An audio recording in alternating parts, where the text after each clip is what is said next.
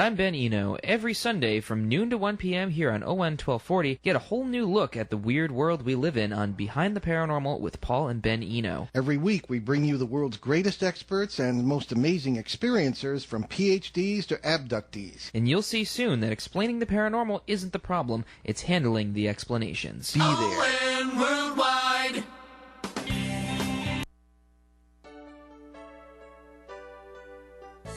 Good morning and welcome to Coffee and, the longest running panel discussion show in American radio.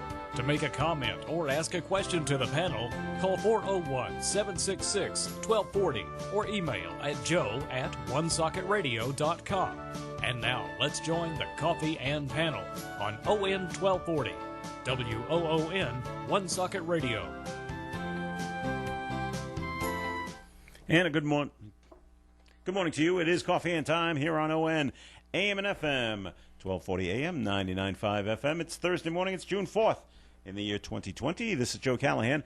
Thanks for joining us this morning on ON Radio. Now, we're expecting Attorney Bob Lauder to join us on the phone, but he isn't here just yet.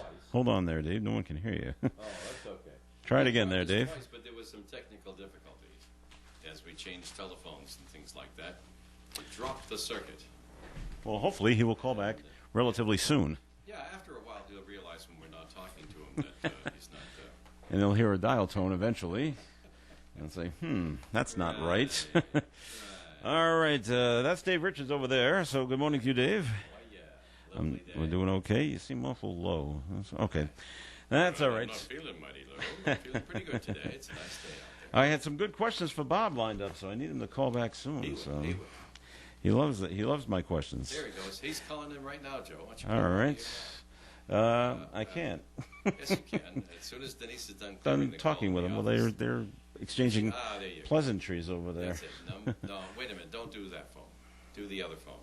Just I'm going to have to do the other phone. Yeah, don't worry about it. All righty. Bob Lauder, how are you? Good morning.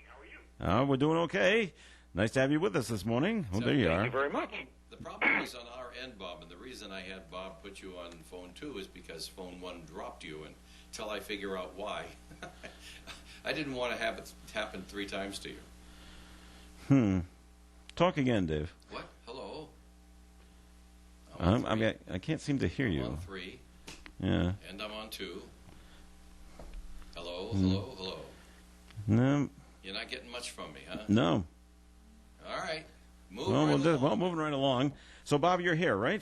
I'm here with you. All right, very good. Ready for the good questions? First of all, we're going to be joined at 8:30 by Dan Ray. Dan Ray is the Executive Vice President of Real Estate Development and Business Affairs with the Pawtucket Red Sox. I thought he used to be the GM. He used to be the GM, and they promoted him to this title, and I don't know how it fits on a business card. We'll ask him that. And we'll be talking about dining on the diamond at McCoy Stadium. So that'll be coming up at 8:30. So, Bob. Yes. Put on your lawyer hat, okay? Okay. So Are these billable hours? Yeah, sure thing. Charge it off to the station, okay? All right. The 4 officers out there in Minnesota, they've all been charged now. Yes. Used to be just 1, now it's all 4. And the first one, Chevin, I forget his name. Derek Chauvin, thank you. His charges have been upgraded from third-degree murder to second-degree murder. Yes. Okay, Bob, what's the difference between third-degree murder and second-degree murder? About 30 years.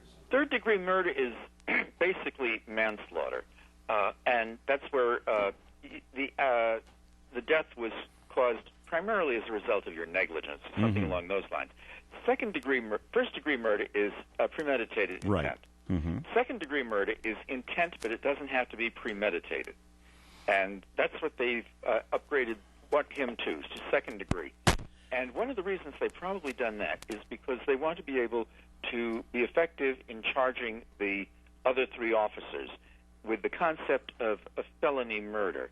The easiest way to explain that, I think I may have done this before, is you and I have decided we're going to go out and rob a bank. Mm-hmm. You're sitting in the car. You're the getaway guy. Yeah. I go into the bank with the ski mask and the gun. Yep. I shoot the teller. Okay. Teller dies. Mm-hmm. It's murder. Right. You, as the getaway driver, are equally culpable for my acts, Right, even 'cause though you we're were sitting in together. the car and not doing anything. Gotcha. So that's basically what I think they're trying to do in Minnesota. They've upgraded him to an intended murder, not premeditated, but intended, and that way they can bring in the other three as felony accessories. Is that going to be tough to prove by the prosecutors? How do you prove intent to murder when they were basically dragged him out of the car and they were trying to subdue him? Well, if you look at the videotapes, Yeah. there's others beyond the one that is the most frequently published on the media, and there's some taken from a different angle. And in the others taken from a different angle, it looks as though they had actually forced Mr. Floyd into the back seat of the car and then went around to the opposite side of the vehicle and pulled him out again. Okay. Then there's a section of tape which shows not only Mr. Chauvin with his knee on Mr. Floyd's neck, but the two of the other three actually holding him down in mid-torso and down by his feet. So I think that you have some actions there. It's going to be difficult to convict any police officer. But, because police officers have the they can argue that they have training, that they're not supposed to do this. They can argue that they have rights that are given to them by virtue of their employment and capacity to actually lay their hands on individuals, and so it's going to be difficult, but it's not impossible. It's been Right. done in the past. Well, let's go back to your example of you and Yeah. I robbing the bank. Yes. That is our intent. You went in, and I'm going to drive the getaway car. Our intent is to rob the bank. Right. Got But it. neither of us are intending that I'm going to shoot the teller. That's right. So that's what I'm looking at these police officers. And I don't believe their intent is, hey, we're going to murder this guy as we drag him out of the car. Well, it wasn't my intent to shoot the teller in the bank. Okay, I went in but you just just to did. get the money. I thought I was Okay. going to scare them, but I did. Okay. I shot the teller. Okay. So that is where it kicks over the line to, yes, I intended to pull the trigger and shoot the teller. Okay. And consequently, you become equally culpable by being part of this, even Event. though our real intent was just to steal the candy dish. Okay. All right. So you're looking at the other three officers now who were all arrested yesterday, and they were charged with aiding and abetting. Is that correct? Is that's what I understand? I didn't see exactly what the charges were against them. Well, okay. Well, that's what I read yesterday, aiding and abetting. I don't know how easily can you be convicted of that, because when I look at the video, they're not really helping Chauvin, who's kneeling on Floyd's neck. They're kind of standing around looking at the crowd around them. Can that be considered aiding? You were sitting in the car. You weren't Yes. in the bank. You didn't pull the trigger. You didn't expect me to do that, but I did. Mm-hmm. And so you're equally culpable. Okay, so just by being there. Okay. Yes. Okay. By being a part of it. Yeah. Yeah. All right. Wow. We'll see. Well, we'll see how it goes out there in Minnesota. So, this By the is. way, the last time I went to the bank with my mask on, they just laughed. It's not going to be. You know what they say now? They say, "Pull down your mask so we can see who you are." Okay, put it back on. Now, and then they say, "How much money do you want?" out of your account. And all right, so that's wearing a mask. And I still remember seeing signs at different banks and credit unions that I walked into that says, "Please take off your hat and sunglasses." Mm-hmm. Now it's, "Please put everything back on," because we need to be safe. All right. So we did have a message that has been written in. It's kind of a 3-part message, really. And it just says, and you can write one in as well, Joe at OneSocketRadio.com. It said, "What did I say on Monday? All officers will be charged," and that's what has happened. Let's see, and all with second and third degree murder. Romeo said on Monday that they'll be acquitted. Maybe they will be. The whole thing has to go to a trial. All right, another question. I'm going to get back to the email in just a minute, but another question for you, Bob. Originally, Chauvin was charged with third-degree murder and manslaughter. Now, you said basically third-degree and manslaughter are basically the same. Why was he charged with 2 different crimes? I don't know what the exact wording of the statutes would be out in Minnesota. Okay. But when I was saying that third-degree murder is analogous to manslaughter, It is. that's my understanding of it. I could be wrong. Is that the way it is in Rhode Island, you mean? I have no idea. Yeah. I have not done a criminal case in in Rhode so Island long. a long time. All right. Back to the email. Now that this has been revealed about the officers being arrested, officers, there is a sense of ease. However, this does not exonerate the attacks of yes on the thugs, as Trump stated earlier, who have been committing felonious crimes. If they, the attackers, had realized that this was committed by four idiotic policemen and only them, you can categorize all of them as completely ignorant. He feels that the officers are deranged. Well, I don't know about deranged, but all right. Well, they've all been fired, and now they're up on charges. So we'll see what comes of it. It's pretty bad, isn't it, Bob? It's real distressing to realize the depth of which our disdain for people of other color is corroding all of our lives. Mm-hmm. We've got you have to work at being better people, and all of us have to. Mm-hmm. And it's going to take a long time. And it takes a long time to get people to trust you. And yes, I it can is. understand that. I was discussing this with my daughter yesterday, and I'm gonna have to take the it's not the devil's advocate role, but it's something that I believe in, and maybe I'll be taken to the woodshed on this. But I tried to explain to her and I heard it on the our national news at 7 o'clock, 8 o'clock this morning. And I forget who said it because it doesn't really matter. He says we need to work on racism in the United States so we can eradicate it. And when I was talking with my daughter last night, and I told her, and I believe this, racism will never be eradicated. 100%. It's absolutely impossible. I fear you are right. I wish it weren't that way. Well, me too. But I think that is true, and we all have to work at understanding that this tribal reaction to other people is not healthy for us, not healthy for them, and we have to really work at it. It's not just saying because of someone's color. Mm-hmm. I don't like you because of your religion. I don't like you because you come from another country. That's right. I don't like you because you live in a different neighborhood. Yeah. All of those things are visceral tribal reactions that are bad for the person who's thinking it and are extraordinarily harmful for the person who's the subject of it. And we have to work at it. Just as the same as you have to work at overcoming probably the innate desire to steal. Mm-hmm. In the old days, days of cave people and stuff like that, I would imagine there was a lot of theft because someone had something that you wanted and you couldn't acquire in any other way, so you'd steal it from them. Mm-hmm. Now we've been able to try and get into ourselves that most of us don't have the innate thought of stealing. Some of us do, but not right. everybody. Mm-hmm. And so we've been able to overcome that particular reaction to things. And we've got to work on this as well, and it's going to be extremely hard. I'm old enough, so I remember the riots we had in 1968, and I remember the marches and stuff like that. And I was probably because I am white, and I don't necessarily experience it in my life as much as someone who's not. I had hoped that we had sort of gotten further beyond where we obviously are. And I told my daughter last night this story, Bob, because I used to work with a guy who he was actually a teenager at the time, 18 or so, and his family was originally from Pakistan.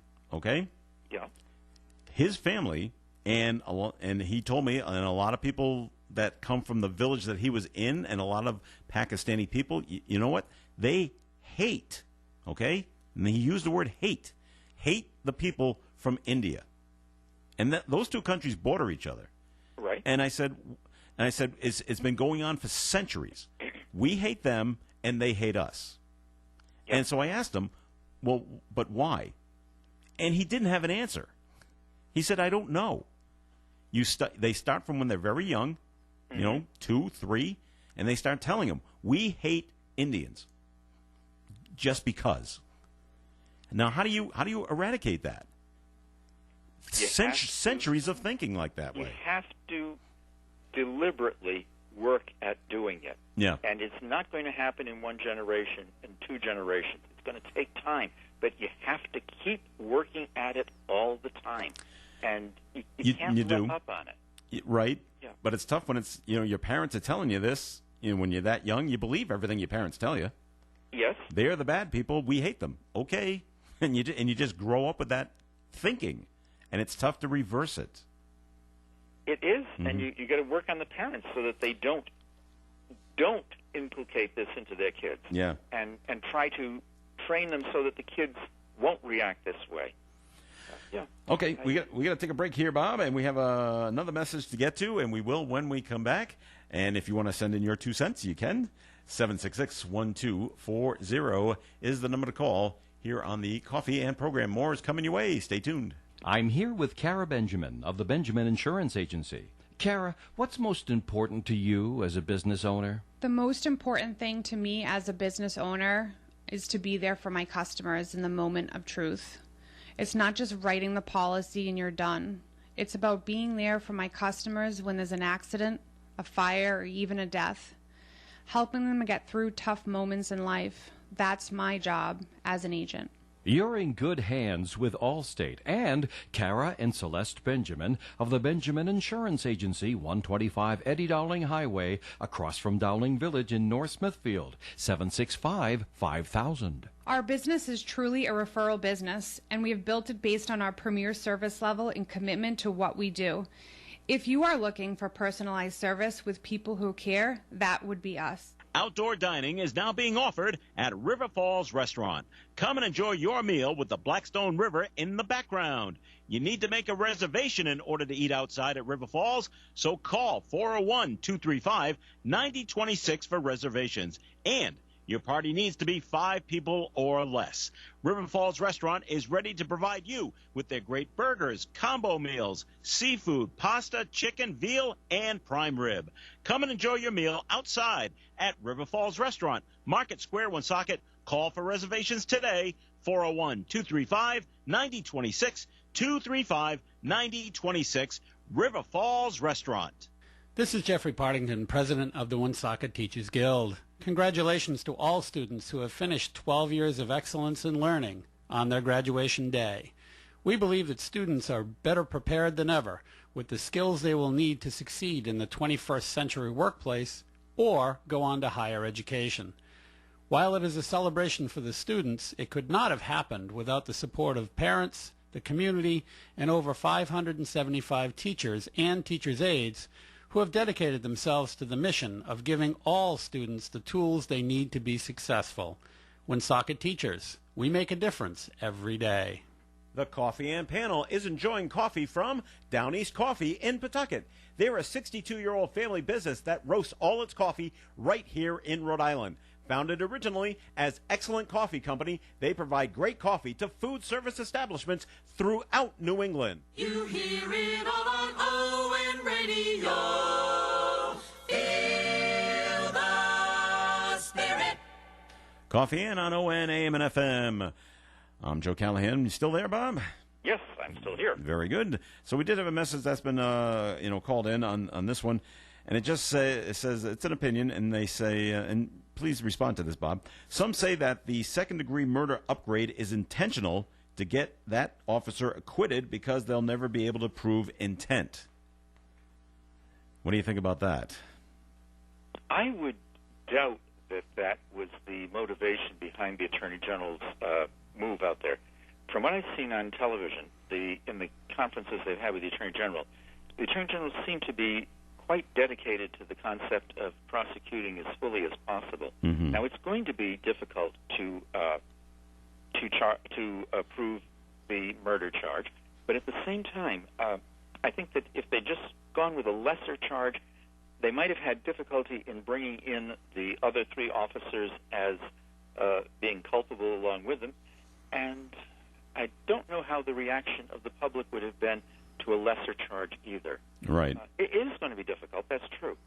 But do they have to prove intent on Chauvin? He's the one with his knee on his neck. Yes. And that looks like intent to me. Yes. Okay. Now, according to from what I've read or from what I've heard about medical examiners' autopsy results, is that he he had a heart attack because of what was happening to him. Okay. So wouldn't that constitute murder? Well, let's go back to the bank situation. All right. I point the gun at the teller. The teller has a heart attack and dies. Have I caused a death? Yes. I would say yes. Yeah. Yeah. Did I intend to cause the death? Well, probably maybe not. Maybe that goes to the manslaughter. Yeah. But it also could be I knew that if I was pulling the gun, I was frightening people, and I would be aware that by frightening people, there could be, you take your victims as you find them. You don't necessarily have to prove that the person was in perfect health to have the issue brought. You have a person who's very old and fragile, and you knock them down, and they crack their skull open. Whereas if you tripped over a 10-year-old, they'd pick up the bicycle and walk away. Mm-hmm. You're responsible for the damages you caused to the elderly, fragile person. You're responsible for the damages that you caused to the teller if they had a heart attack. I would think that it would be equally culpable. But okay. In this case, it seems that the officer, looking at the videos, Mm-hmm. you have a distinct feeling that he is deliberately doing this. He's told by bystanders the guy can't breathe. Right. He sees what is happening to him, and he's saying, Continues. I'm going to keep doing this anyway. Yeah. This is deliberate, Mhm. as far as I can see. Right.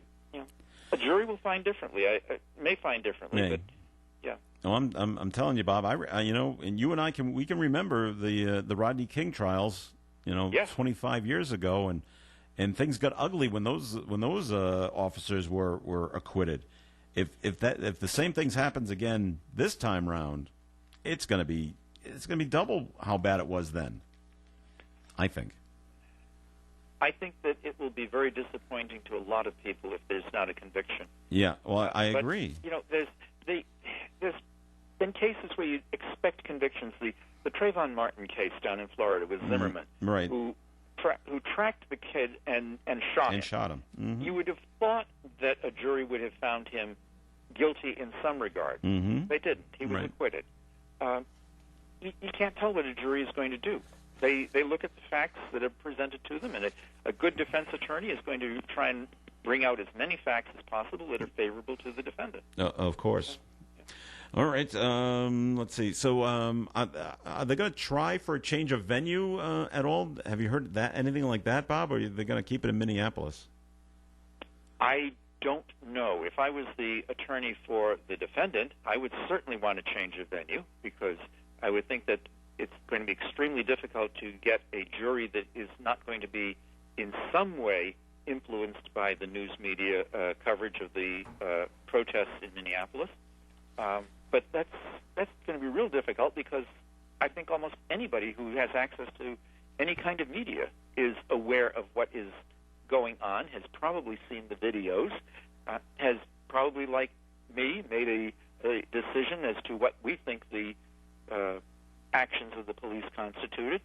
It's going to be real tough to find a jury that can say, we can look at this impartially and view the facts as they're brought before us in the trial, and not bring in something that we have in the back of our mind that we saw or heard or feared.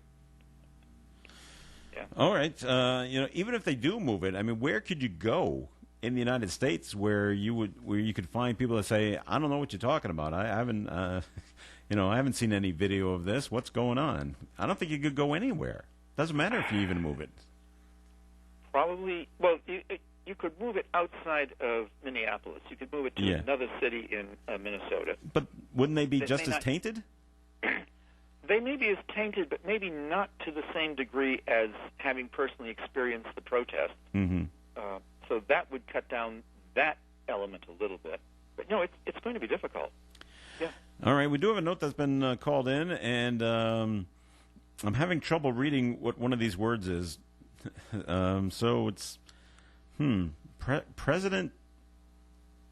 It doesn't look like Trump. BER. I don't know what that means.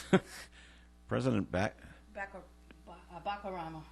Obama? Obama. Mm-hmm. Oh, President Obama. Okay, President Obama, Barack Obama, had a chance to equal out the divide. He did not step up to the plate. He was a mulatto? He was I don't know what that means either. He refused to recognize his wife's side. Okay. I didn't watch him last night. I understand he went on national TV. Did he go on national TV last night?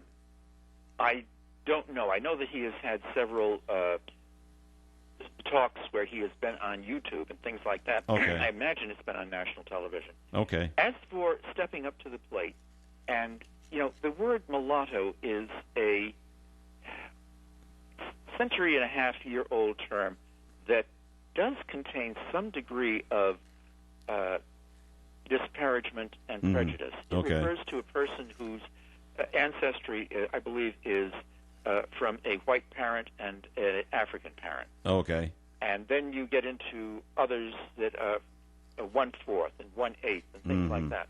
And to use the term frequently now is really considered in some way to be disparative.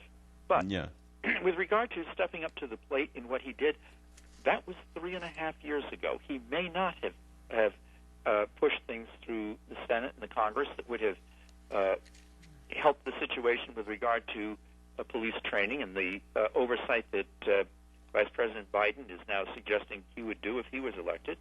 But at the same time, 3.5 years is 3.5 years.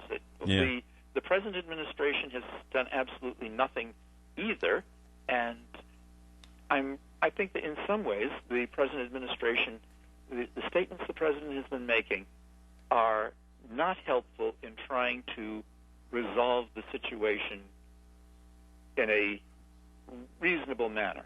I think that a lot of what the president has been saying has been aimed to try and inflame one or more parties in this controversy. And I think that is incredibly unfortunate. I saw that General Mattis, who had been the Secretary of Defense and who had resigned or been fired, right, and has come out with a very strongly worded statement condemning the actions of the president. And I think that he's justified in his position. Well, I'm looking at it, Bob, and I'm just I'm trying to decipher it on look at it all the way around. But isn't the president just saying that we need to take down the people that are causing the riots and the looting? It sounds to me not the as protesters. Though the president is saying he's saying it in a way that I believe inflames a part of society that is not in concert with the overall object of the protesters. I don't think the protesters are out there to, necessarily break into Swarovski jewelry and take all the goods in the counter. I think that most of the people in the protest are sincere in their their desire to have significant change in how police operate and to try and bring a parity to how things work between the two the various races. I realize that there are people in the crowd who probably have no intention of really supporting the goal of the protesters. They are the ones who want to get the goods out of the store. But I think that the president's taking the attitude of all of the protesters are evil because some people within the crowd have decided to break into the store and steal cigarettes is kind of draconian and very dangerous. All right, I think that he'd be better to come from a different angle on that. Okay. But he's been like that forever, Bob. And unless we work on making changes, it's going to continue. Yes. And the continuation is not good. It's not good for us who are the privileged and are able to get away with it, even if we're not thinking about it. And it's not good for the people who suffer by it. Okay. We've got to work on it. Very good. We're going to take a break right now, and we're going to get to our other guest as well, so don't go anywhere, Bob. It's time for a look at the forecast, which is being brought to you by Stress Balls De-Stressing Gummies. Today is going to be a sunny day, very summer-like today. High temperature will be near 83. Could be windy, wind gusts as high as 21 miles per hour. Tonight, increasing clouds, low temperature around 65. Friday, we are looking at a mostly cloudy day, high near 84. Chance of showers or thunderstorms in the afternoon. Friday night, mostly cloudy with a chance of showers and thunderstorms, low of 67. For the weekend, Saturday, mostly cloudy, high near 84. Sunday, mostly sunny, and a high near 73. And currently outside the Navigant Credit Union Broadcast Studio on the corner of Park Avenue and Kennedy Street, we have 77 degrees. When you install a garage door, don't forget the safety factor. Woonsocket Door Sales suggests you visit their website at woonsocketdoorsales.com and read about all the new technology available to make your garage and your home safe. In addition to your vehicles, your garage may store valuable tools and equipment. It may also have access to your home. Their website also features a variety of designs and comments about satisfied customers. Woonsocket Door Sales in Cumberland, 767-3448. They install, repair, and service all types of garage doors for commercial and residential. At Milford Federal Bank, we're not only bankers, we're neighbors, we're friends. We know your stories and you know ours. We participate in the same local traditions, support the same causes, care about the same issues, and take pride in doing our part to make the community the best it can be. Milford Federal Bank, proud to be your neighbor, your friend, and your bank since 1887. Member FDIC, Equal Housing Lender. Hey, this is Bonnie James. And I'm Dave Koz, inviting you to listen in this weekend when my very special guest will be super saxophonist Bonnie James. Always a great guest, lots of great music, and fun conversation as well, so tune in for that. And remember to visit davekoz.com during the week and listen in this weekend, Bonnie James and yours truly on the Dave Koz Radio Show. Hi, fans of smooth jazz. The Dave Koz Radio Show can only be heard on ON Radio, 1240 AM, 99.5 FM every Sunday. Twice on Sundays, 6 to 8 in the morning, and then 7 to 9 in the evening. The Dave Koz Radio Show is brought to you by the Carew Investment Group. It's the Dave Koz Radio Show right here on ON, AM, and FM. It's Coffee Ann on ON, AM, and FM. Thanks for joining us this morning. This is Joe Callahan. Bob Lott, are you still there? I'm still here. Excellent. And we're being joined on the phone right now by Dan Ray, Executive Vice President of Real Estate Development and Business Affairs with the Pawtucket Red Sox. And good morning to you, Dan. Good morning, Joe. Good morning, Bob. How are you guys? I think we're doing okay. Glad you could join us. We're going to get to Dan in just a second. But, Bob, it's time for a first message from your law office, please. Oh, my goodness. I'd forgotten all about that. Get out your little piece of paper. It should be around there somewhere on your desk, right? Oh, yeah. Okay. Okay. Let's see. Good morning. As these perilous times bring more anxiety to our lives, I'd like to suggest that one can avoid some of the financial stress by talking with either a credit counselor or an attorney. We know that all of us remain obligated to perform those contracts into which we entered in the past. We have the obligation of paying our rent, the obligation of paying our mortgages. However, the diminution of our income as a result of the COVID-19 economic shutdown may make fulfilling these obligations very difficult. We may have to make decisions as to who gets paid now and who gets paid later. A credit counselor or an attorney can review the bills and financial obligations that you may have, can evaluate the ability of the creditor to enforce the immediate payment or to withdraw services.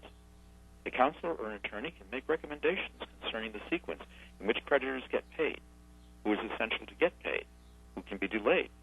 The counselor or attorney can try and negotiate payment plans and accommodate an income which is dramatically reduced due to the COVID-19 pandemic. If you think my office may be assistance to you in this or other legal matters, please call me for a telephone conference. My name is Bob Lauder. My telephone number is area code 401-762-4550. And the disclaimer. The Supreme Court of Rhode Island licenses all attorneys in the general practice of law. The court does not license or certify any attorney as an expert or specialist in any field of practice. Thank you. Very good, Bob. Thank you very much. All right, we're going to turn our attentions over to Dan Ray of the Pawtucket Red Sox, and it'll be a little bit more fun conversation right now. So thanks for joining us again, Dan. So let's talk dining on the diamond, being able to eat dinner on the infield at McCoy Stadium. What a cool idea. Can you tell us who came up with this idea, or was it a collaborative effort? I think it was more collaborative, Bob. I think, like a lot of inspired ideas that came from internal conversation and even some external conversation that we had with people, fans, with people around the office saying, what can we do while we wait for baseball to resume? And hopefully we will see baseball soon here. But we've got this ballpark that's sitting there. We've got this beautiful field. Our groundskeeper, Matt McKinnon, and his assistant, Alex Tedesco, have done a great job of keeping it looking really green and verdant. We just felt like, what can we do while we wait for baseball? And, we have a food service operation at the ballpark that would typically be humming at this time of year. And so we kind of put 2 plus 2 together and figured, why not invite people to be able to sit on the diamond and enjoy a good meal at McCoy Stadium. And you don't want the executive chef just sitting around doing nothing, right? No.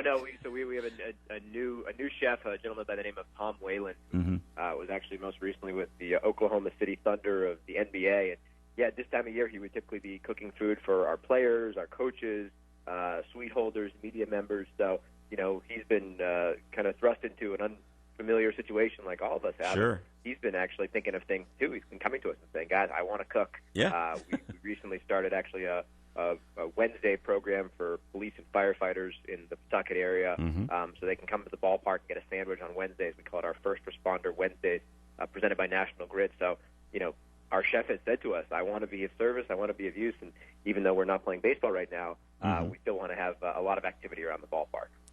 I think it's a great idea. What kind of food are you going to be serving? It's a combination, Bob. You get your ballpark staples, your favorites like hamburgers, hot dogs, chicken fingers, French fries. Obviously, a big McCoy staple.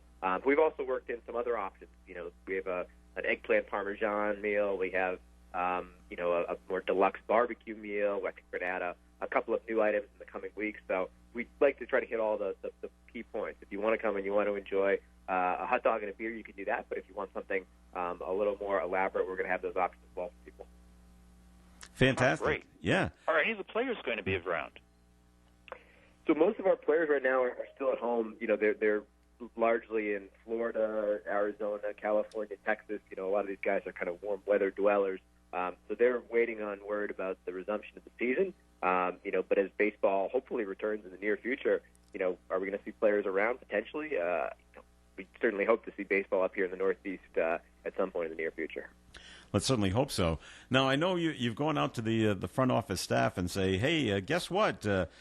You're all going to become waiters and waitresses. How was that? How was that received? I think it's been well received Yeah. because I think people have just been looking to, again, get out of the house and do something other than sit on Zoom calls and Microsoft Teams calls all day. Yeah. I think people have adjusted well to this new temporary reality that we're all in, but at the same time, I think people in our front office have been really eager to take part in this and stretch their comfort zone a little bit.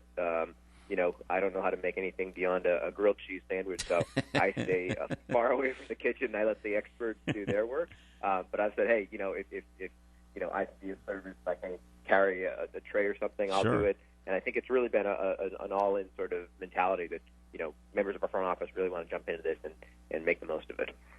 I'm sure some of them in their past, Dan, had some restaurant experience with them. But for some others, this might be all brand new. Yeah, count me in the latter category, and others of us, you're right, do have more experience. And so we've tried to put some of those people in, strategic positions. We've got a salesman by the name of Ryan Marr who had told us he'd worked in several restaurants. So we said, you should be sort of at the head of the He's the head waiter. operation. Yeah. He's the head waiter. He's the maitre d / main guy at the front when you get there. So, he's in a good position. And then we have other people who are just, they're eager, they're personable. They might not have a lot of experience, but we say, what, let's learn on the fly here. Let's learn as a team, and let's figure this out together. So now, when you Joe Go works ahead, for the Red Sox, is there any possibility that you can hire him and I can give him orders? I just love that concept. Well, he was there the other night.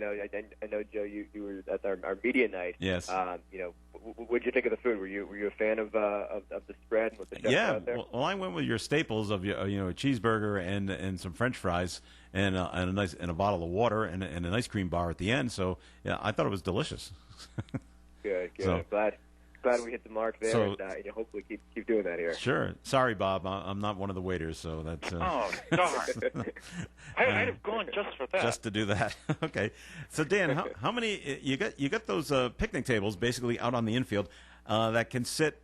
Well, basically they can sit 8, but because of guidelines by the state, you're only allowing up to 5 at a table at one time. But how many tables can fit on the infield? Yeah, so with the governor's, I guess, phase 2 restrictions being announced on Monday of this past week, we're actually now going to fit up to 27 tables on the field. We found another spot on the field where we can put 7 tables, actually on the sort of batter's box part of the field where the dirt is. So that's been kind of cool too. And again, we worked with our grounds crew because if you put these big heavy tables, out on grass and you leave them out there too long, that can obviously have a deleterious effect on the grass. So we've tried to, put it in a good spot, and the dirt, quite frankly, is a better spot for us than the grass. So we went in 27 total tables, and that number might increase a little bit more. But I think we also like the idea of having, a restaurant of a certain size so that it's not too big, not too cavernous, but it feels like a special occasion for folks when they're there with us. Sure thing. Now, in terms of ambiance, when I was there was music being played and videos were being shown. Are you going to continue to do that for the guests that are coming this weekend? We will, yeah. That's kind of in the wheelhouse of our team president, Dr. Charles Steinberg. He's very adept at creating the right ambiance and atmosphere for people when they're there. So you will see, music, and you'll hear music, you'll see pictures, and maybe even video.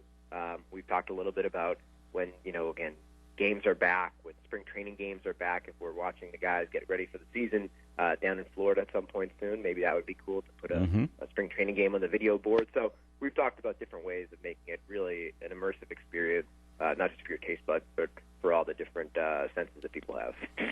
I know there's two different... Oh, go ahead, Bob. What times are you going to be open? So right now we have, for this coming weekend, Bob, we've got 2 seatings per night on Friday, Saturday, and Sunday, 5:30 seating and a 7 p.m. seating. And we're sort of taking it, one step at a time, seeing how it goes. I think we're going to be announcing future weekends at some point soon here. And we're debating, maybe you can fit in a 3rd seating. Maybe you can do a dinner under the lights. So we're looking at it, and I think trying to take it sequentially where we make sure we have the engine down right, make sure we have people feeling like we have the right system in place, and then announce potentially new weekends and new times to go forward here.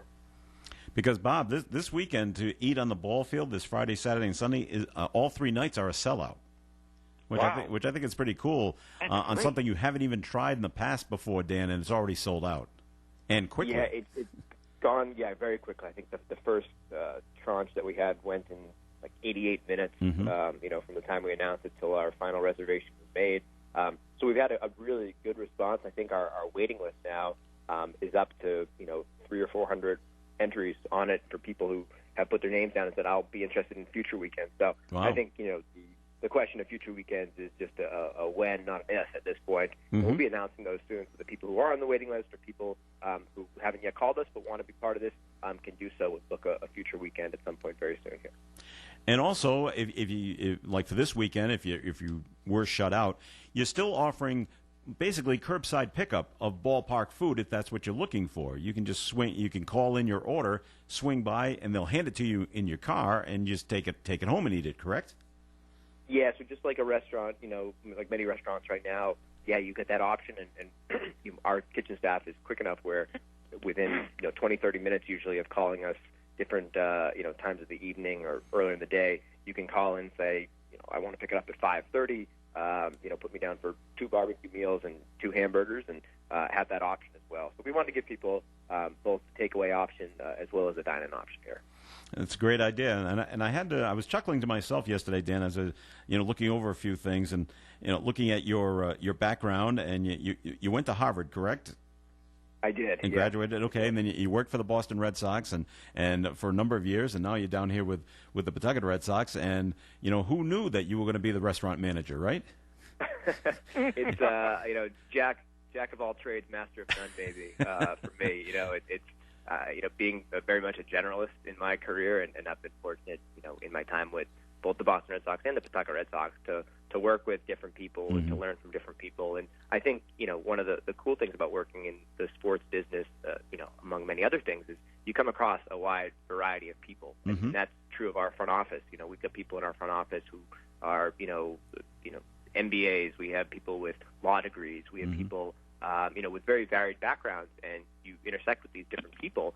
And I think in a circumstance like this, where we're all facing, these uncertain times, it's kind of neat to see a group kind of rally together and say, let's be a little adept with our business. Let's shift gears. And I like to say, if General Motors is making ventilators right now, there's no excuse for any business in America That's right. Not to be a little shifty and to be able to say, we can get into something else, do something different, but still have a good community impact while we wait for baseball to return. Sure. So if people want to get on to the waiting list, Dan, what number should they call? 401-724-7300. That's just our ballpark number. They can also go on to pawsox.com and log an order there. But by calling us, they can check in with one of our phone operators. We've got 4 or 5 members of the Paw Sox front office who are staffing the phones pretty much from 10 a.m. to 8 p.m. every day that we're operating. So, they'll be there to take your call and put your name down and tell you, we don't have a reservation maybe this weekend, but in a weekend or two, you'll have an opportunity. So just give that number a call, and our folks will be happy to help you. All right, so hang on for a minute here, Dan. We're going to take another break here on the Coffee and program. So, Bob, it's time for a second message from your law office, please. Great, thank you. Good morning. As social distancing and quasi-quarantine are being imposed as a form of protection from the COVID-19 virus, have reduced the contact we have with all forms of business. Excuse me. The big mall stores that we used to frequent are closed. Our favorite restaurants are providing food only on a takeout basis. And the governor of the state has deemed that the services of attorneys are not essential enough to warrant keeping our offices open at this time. That doesn't mean, however, that the services you might formerly have discussed across the mahogany desk have ceased. It just means that the manner of communication and the discussion will not presently be face-to-face. The planning in which we should be engaging in our lifetimes, for instance, planning our relationships with others, preparation of estate plans to administer our assets following our death, plans to execute powers of attorney to permit others to handle our financial affairs, or to make medical decisions for us if we can't do it on our own. Even plans concerning prenuptial agreements in advance of marriage, or plans concerning divorce when those marriages fail to work out. All of this can still be done through the means of telephone and computer contact. Now, more than ever before, some of these plans, such as estate planning, should be seriously considered. If you think my office may be of assistance to you in this or other legal matters, please telephone me for a conference. My name is Bob Lauder. My telephone number is 401-762-4550. And the disclaimer, the Supreme Court of Rhode Island licenses all attorneys in the general practice of law. The court does not license or certify any attorney as an expert or specialist in any field of practice. Thank you. All right, Bob, thanks. And the Coffee and program will continue here on ON, AM, and FM. You can now enjoy your meal from Yield English Fish and Chips outside. Tables have been set up in front of their doors, and 4 picnic tables are in the Market Square parking lot right next to Yield English Fish and Chips. Remember, each picnic table can only have up to 5 patrons. So come on in to Yield English Fish and Chips. Be sure to wear a face covering. Order anything off their menu, including fish and chips, chicken and chips, shrimp plate, scallop plate, and whole belly clams, then take it outside and enjoy it in the fresh air. Yield English Fish and Chips is open Wednesday through Saturday, 11 a.m. to 7 p.m. Call ahead for pickup, 762-3637, 762-3637. Once again, 762-3637 for Yield English Fish and Chips, Market Square, Woonsocket. Is your business struggling to be found on Google? Are you still trying to figure out how Facebook works? Are you wasting your money on social media? Do you just need more customers? If you do, then contact the local digital marketing team at Breeze Digital Media in Lincoln. Breeze Digital Media has programs that are approved by Google and Facebook and are designed to grow your business. Packages start at only $199 a month and include easy monthly reporting so you know where your investment is going. Contact Breeze Digital Media for a free marketing analysis of your business today. Call 401-334-9555, extension 154, anytime, or visit breezedigitalmedia.com/offer. Our lives have changed in many ways since the beginning of the COVID-19 pandemic. Spending more time at home has given us opportunities to organize, try new recipes, and take virtual fitness classes. We've embraced distant learning and connect with work and friends through Zoom meetings. But what about your children's mental health? Have you talked to them and asked them how they're feeling? Remember to check in with your kids. Take a walk with them, share a meal, and offer your support. Talk early, talk often, talk now. This message sponsored by the Blackstone Valley Prevention Coalition and the Department of Behavioral Health Care, Developmental Disabilities, and Hospitals. It's Coffee Ann on ON AM and FM, 1240 AM, 99.5 FM. Joe Callahan here, along with Bob Lauder. Still with us, Bob?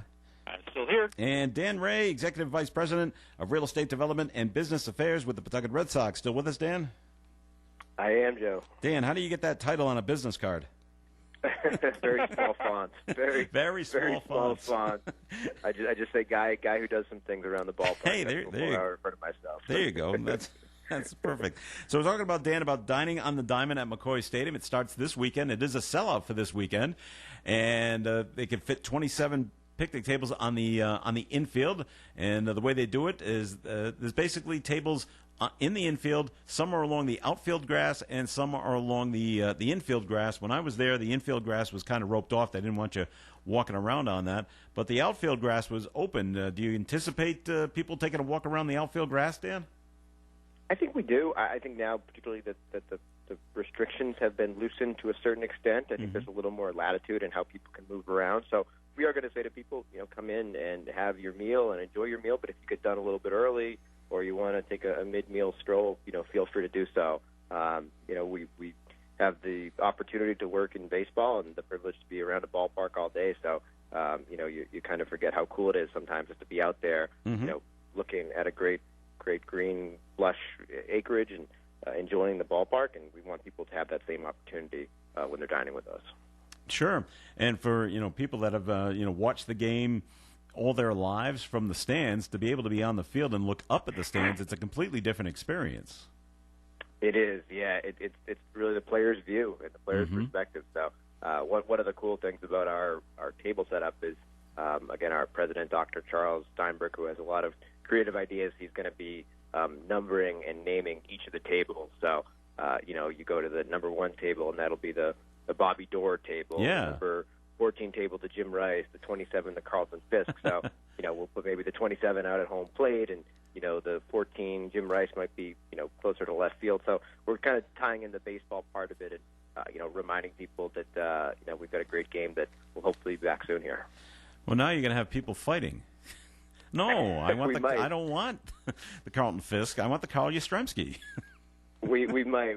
That's why we have a very adept maitre d', the gentleman I mentioned earlier, Ryan Marr, in our front office, who's worked in front offices and in kitchens before. He's going to be the guy who gets to litigate and figure out all those fights with people. All right, that's his problem, basically. So, and you're taking a lot of safety precautions. I noticed that when I was there. So, all the servers are wearing masks and gloves, and you're sanitizing after people leave the tables, right? Yeah, between every seating, we make sure that all tables are thoroughly scrubbed down. We make sure that we are taking every precaution because this is still an ongoing situation with this pandemic, and we want to be as conscientious as I think all businesses and restaurants are trying to be right now. So certainly taking the right precautions and making sure that we're not cutting any corners to be as safe as possible here. Now, Dan, you probably don't know this about Bob. Bob, he's a little baseball challenged. Challenge? Yes. Man, you are being generous. Kind. He doesn't know what a baseball is as opposed to a basketball kind of thing. But it's bigger. But this is something. That's right, and it's white, Bob. Okay, but this is something that even if you're not a baseball fan, something like Bob could participate in, and just it would be just a completely unique experience, Bob, that you could actually get down onto the field and look around. Wouldn't you like to do something like this? Actually, I think it sounds like a really exciting venture. Yeah, I would. And you like good food, right? Yes. And I saw on the menu pulled pork, and I was going back and forth, Dan, between the pulled pork and the cheeseburger. It was a tough choice. Have both. They've both been popular. Have both. Both are popular options. the I'm barbecue sure. way or the traditional way. Either one has been a popular one, certainly. All right, Dan, you want to talk a little bit about what are the pricing? What's the pricing of the meals? Is it one price for everybody, or is each individual item their own price? How's that going to work? Yeah, so it's a single menu. There's just a single menu for both adults and kids, and the prices are, I think, pretty reasonable. $5 to $10 is kind of the range. Mm-hmm. Some items are a little more expensive than others. I think a basket of fries is $4, and a hamburger, hot dog is $5 or $6. So we try to keep it affordable, similar to when you go to a Paw Sox game. I think a hallmark of the organization for many years under Ben Mondor and Mike Tamburo was always affordability is key and is a differentiator for us. And so we tried to continue that model even as we go into the dining business, keeping things affordable, keeping prices low. We think that helps bring people out to the ballpark as well. Sure thing. And so you're looking at your typical average family of four. You're looking anywhere between $20 and $40. Yeah, we figure there are good options out there for folks, and we want to be one of those options and be able to bring people out, bring a family of four, like you said, Joe, and not have to take out another mortgage to go and enjoy a nice night at a ballpark. So again, I think that's always been a hallmark of the team's success, and we want to try to continue that here as we open this restaurant. And as you come in to the ballpark and go out onto the field, you are required to wear a mask until you get to your table. Correct? Yeah, we that is correct, Joe. We want to again just be as safe as possible. So we do tell people, please bring a mask with you.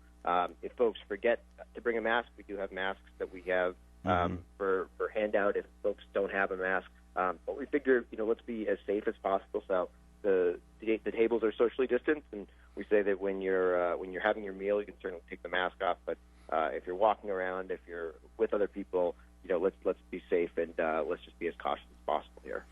You know what else is cool, Bob? If you go and do this. What's that? While the tables are on the infield, the bases are at first base, second base, and third base. So, Bob, for the first time in your life, you could stand on second base, and you'd be safe. You wouldn't be out. So you would know what that feeling is like. Dan's had that feeling. I've had that feeling, and now you can join us. I can get the same thing. You can get the same feeling of standing on second base. That is so much better than being the kid who had to get the ball out of the river. That's right. Yeah. You don't want to be that guy anymore. So you could say, "Oh, of course I've stood on second base." So yeah, I know what it's all about. So that's I do think it's cool that the bases are on the field because the kids are going to love that, Dan.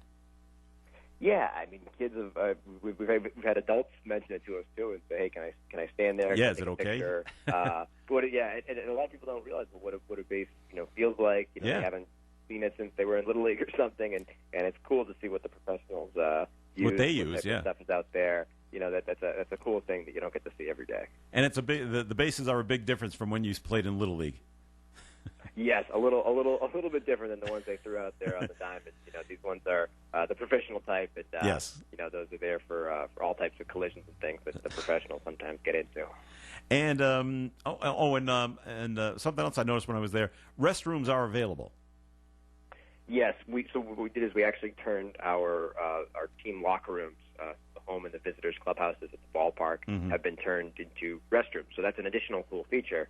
If you go, you can go check out the locker room, the clubhouse where the players get dressed, and you can see lockers on the home side of the operation. You have the players from over the years who are actually, their names have been put in the lockers. So you'll go and you'll see a locker and it'll say, Mo Vaughn got dressed here. Sure. Roger Clemens got dressed here. So that's really cool, too. So it's really, I'd say, an immersive experience when you go to a ballpark and you get to see everything from the field to the behind the scenes, the clubhouses. That's a pretty cool thing that we can offer to people. You mentioned something a little earlier, Dan, kind of in passing, but it's important. Make sure you bring your cell phone so you can take pictures and videos. we talk about, we live in a cell phone society and Instagram society, and one of the things that our marketing team reminds us about all the time is, Instagram moments those are so key when you're running a venue like ours, to have those moments that people are going to want to say, well, hold on, let me stop here, let me take a picture, and I'll post it on my Instagram, and everyone in my network can see it. That's a cool thing, and we want to be able to encourage those sorts of Instagrammable moments, so to speak. See, Bob, your wife will have to take a picture of you standing on second base because no one's ever going to believe it. That is true. That is absolutely true. Yeah, photo evidence. That's right. And so when these events take place this coming weekend, of course, Dan, you'll be there to greet the people. Mike Tamburo, Larry Lucchino, Dr. Charles, they'll all be there to greet the fans coming in to have their meals? Yeah, our whole group is there. It's really been kind of an all-in endeavor for our front office, and we've said, everyone is part of this. Everyone's helping. Again, you don't want me anywhere near the kitchen myself, but I stay away from the kitchen and get involved in other things. And so, we do have people playing in their different roles. You want your starting pitcher on the mound. You want your cleanup hitter. Yes. Hitting fourth. You want each person according to his or her own ability. So we put everyone into different roles and have, I think, a good operation here for folks. Fantastic. So it's Dining on the Diamond. It's at McCoy Stadium. It is sold out for this weekend, Friday, Saturday, and Sunday. But give a call to the Pawtucket Red Sox, 724-7300, if you want to dine on the ballpark, because they'll be having more dates open up, and you want to get on the list so you can so you can be part of this. Dan Ray from the Pawtucket Red Sox, thanks for joining us today on the Coffee and program. Well, thanks for having me, Joe and Bob. Good talking to you. Enjoyed the conversation, guys. Very good. Thank you. And Bob, thanks for joining us. Thank you very much. Hope to be with you next week. All right. This is Joe Callahan. Have a great day.